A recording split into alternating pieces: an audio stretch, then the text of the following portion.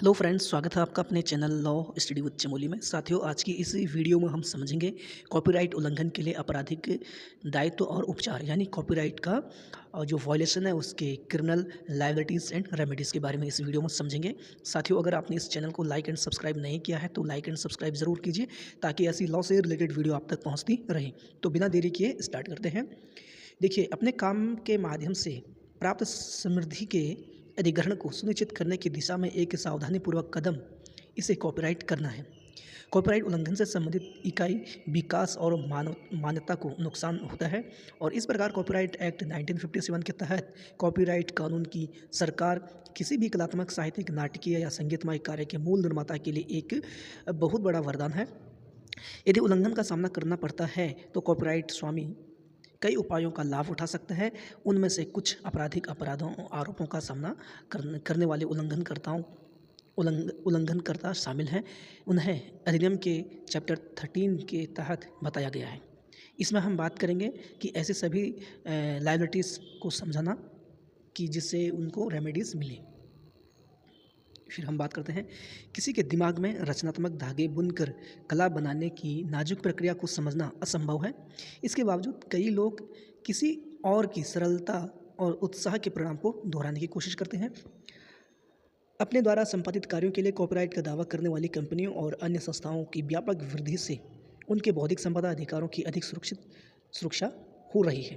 Copyright इस प्रकार IPR का एक रूप है, जैसा कि पहले ही स्थापित किया जा चुका है, कि जो मूल लेखकों, संगीतकारों, कलाकारों द्वारा निर्मित कार्यों की रक्षा करता है। भारत में कॉपीराइट एक्ट 1957 के अंतर्गत शासित होते हैं। वे साहित्यिक, नाटकीय, संगीतमय या कलात्मक कार्यों के उल्लंघन या उल्लंघन के विरुद्ध ऐसे अधिकारों की सुरक्षा प्रदान करते हैं। कॉपीराइट के तहत आपके काम का पंजीकरण करने से आपको बहुत सारे कानूनी लाभ और लाभ मिल सकते हैं। साथ ही सद्भावना, लाभ वृद्धि और बहुत कुछ ऐसे विभिन्न पहलुओं की सुरक्षा भी मिल सकती है। कॉपीराइट उल्लंघन एक कॉग्निजेबल ऑफेंस है, जिसका अर्थ है कि उल्लंघनकर्ता को सिविल और क्रिमिनल दोनों तरह के आरोपों का सामना करना पड़ सकता है। यदि कॉपीराइट के स्वामी द्वारा उल्लंघन का सामना किया जाता है तो वे कॉपीराइट अधिनियम द्वारा प्रदान किए गए आपराधिक, सिविल और प्रशासनिक उपायों का उपयोग कर सकते हैं। ठीक, आगे हम बात करते हैं कि MS net pro international versus Delhi राज्य के मामले में 20 मई 2022 को सुप्रीम कोर्ट में एमआर शाह वीवी नागरत्ना की 2 जजों की बेंच ने फैसला सुनाया कि कॉपीराइट उल्लंघन कॉपीराइट अधिनियम की धारा सेक्शन 3 के तहत एक कॉग्निजेबल ऑफेंस यानी गैर जमानती अपराध है। और क्या है? संज्ञेय और गैर जमानती अपराध है।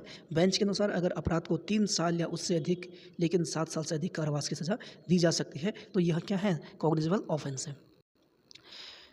कॉपीराइट एक्ट का सेक्शन 63 टू 70 में उल्लिखित कुछ आपराधिक दायित्व इस प्रकार है। क्या है? जब कॉपीराइट का उल्लंघन किया जाता है, सेक्शन 63 के अनुसार उल्लंघनकर्ता को कम से कम 6 महीने और अधिकतम 3 साल तक की जेल की सज़ा काटनी होगी।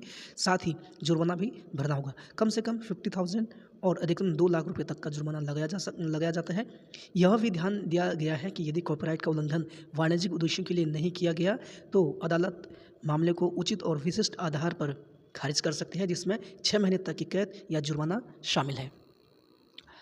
इसके अतिरिक्त सेक्शन 63A के तहत यदि कोई व्यक्ति दूसरी बार यह कृत्य करता है तो उसे 1 से 3 वर्ष तक कारावास की सज़ा होगी और 1 लाख रुपये से 2 लाख रुपये तक का जुर्माना होगा। दूसरा है इसमें तकनीकी उपायों के मामले में संरक्षण। सेक्शन 65 में कहा गया है कि कोई व्यक्ति जो इस अधिनियम द्वारा प्रदत्त किसी भी अधिकार का उल्लंघन करने का इरादा रखता है और ऐसे अधिकारों की रक्षा के लिए उपयोग किए जाने वाले प्रभावी तकनीकी साधनों को दरकिनार करता है, उससे 2 साल तक के कारावास और जुर्माने से दंडित किया जाएगा। सेक्शन 63B में उल्लेख किया गया है कि यदि कोई व्यक्ति किसी कंप्यूटर प्रोग्राम की जानकारी होने के बावजूद उसकी उल्लंघनकारी प्रतिलिपि बनाता है तो उसे 7 दिन से लेकर 3 वर्ष तक का कारावास और 50,000 से लेकर 2 लाख रुपये तक का जुर्माना हो सकता है। थर्ड इसमें है उल्लंघनकारी प्रतियां बनाने का प्रयास करने के लिए प्लेट रखने के मामले में सेक्शन 65 के तहत यदि कोई व्यक्ति प्रतियां बनाने का प्रयास करता है तो उसे 2 साल तक की कैद हो सकती है और जुर्माना भी देना होगा। यदि कोई व्यक्ति बिना अधिकार के किसी कार्य या प्रदर्शन की प्रतियां वितरित करता है, आयात करता है, प्रसारित करता है या जनता को संप्रेषित करता है यह जानते हुए कि इलेक्ट्रॉनिक अधिकार प्रबंधन जानकारी के को बिना अधिकार की हटा दिया गया है या बदल दिया गया है, तो उन्हें सेक्शन 65 बी के अनुसार 2 साल की जेल की सज़ा और जुर्माना हो सकता है। अब हम इसमें आगे बात करते हैं। न्यायालय द्वारा सेक्शन 66 के अंतर्गत ऐसी प्रतियों के निपटान का आदेश दे सकता है। देखिए, जब रजिस्टर में गलत प्रविष्टियाँ की जाती हैं, यदि कोई व्यक्ति कॉपीराइट के रजिस्टर में गलत प्रविष्टि एंट्री करता है या ऐसा लेखन तैयार करने का प्रयास करता है जो सेक्शन 67 के अनुसार रजिस्टर में किसी प्रविष्टि की नकल होने का दावा करता है, तो उस पर जुर्माना या 1 वर्ष का कारावास या दोनों लगाया जाएगा। सेक्शन 68 द्वारा बताए गए किसी प्राधिकारी को धोखा देने के लिए रजिस्टर में कुछ विवरणों को गलत तरीके से प्रस्तुत करने के प्रयास में किसी व्यक्ति को भी इसी तरह की सज़ा का सामना करना पड़ेगा। 5th है, जब सामग्री का वितरण संबंधित विवरणों के उल्लेख के बिना किया जाता है। अधिनियम की धारा 52A में कुछ महत्वपूर्ण विवरण दिए गए हैं जिन्हें कंटेनर पर दर्शाया जाना चाहिए। सेक्शन 68A के अनुसार यदि कोई व्यक्ति सेक्शन 52A में दिए गए प्रावधानों का उल्लंघन करते हुए रिकॉर्डिंग प्रकाशित करता है तो उसे उचित जुर्माना और 3 साल तक की अवधि के कारावास से दंडित किया जाएगा। आगे बात करते हैं।